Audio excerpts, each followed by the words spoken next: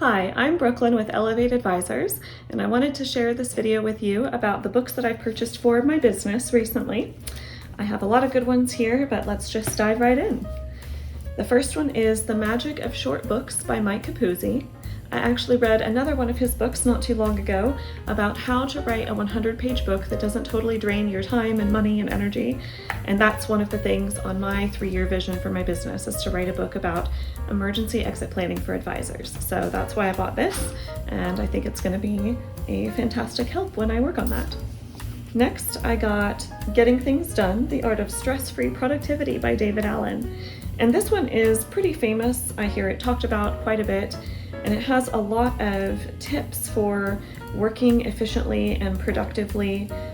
I think of it kind of, well, I haven't read it yet, but I imagine that it's going to have a lot of the foundational principles that one might need to understand to be able to run their business according to the Entrepreneurial Operating System, or EOS. And that's what my company does. So it'll be a good reminder of that, and one to just say that I've read it when people ask. A little bit of that as well.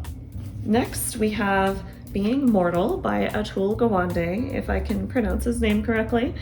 And this was actually recommended by one of my advisor clients. He's looking to sell his business because he's getting a bit older.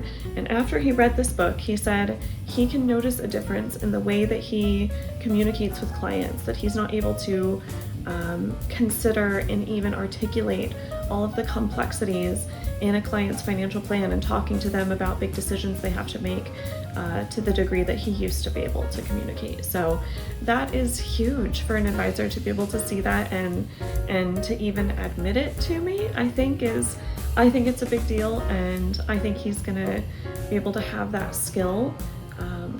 Of being able to be self-aware is going to help him find a potential buyer that's going to be a really good fit for his clients, and to just make that transition go that much more smoothly. So I think this is also important to me on a personal level, because my family is getting older. My grandparents are all still living, and my parents as well are getting closer to retirement. So as they age, and as even I get older, it's something that I want to read to develop the mindset to be able to age gracefully and help my family through that as well.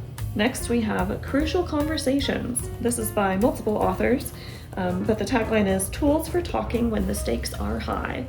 And I bought this one because having those conversations, thinking on my feet is actually a weak point of mine. I have trouble negotiating. I have trouble, I'm not afraid of conflict, but in a conflict, I can't do the back and forth. I have to just say, you know what, yes, I hear you, this sounds good, let me think about it and get back to you. And I will go home and think about how I feel about it, articulate all of the different factors, and make a list, and then come back to that person the following day and either resolve the issue or whatever it was that's going on. So I think this will help me be better at those crucial conversations, which is important for what we do. Okay, last but not least, Great Leaders Live Like Drug Addicts by Brody Waite. And Brody Waite was a guest on a podcast that I was also a guest on. I think he did an episode a few episodes before mine. So it's a podcast hosted by George Grombache, if I'm saying his name correctly. And Brody Waite was actually a former drug addict. And so he wrote this book about how the same behavior patterns and skills that he developed to overcome his drug addiction are really crucial to being successful as an entrepreneur and running a business.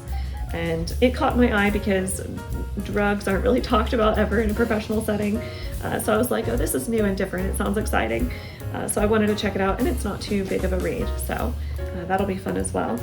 And I'd like to do summaries of these books as I read them. So stay tuned for more updates of what I'm adding to my business library and what I'm reading. Thanks for watching. Be sure to subscribe below, and I will see you again soon.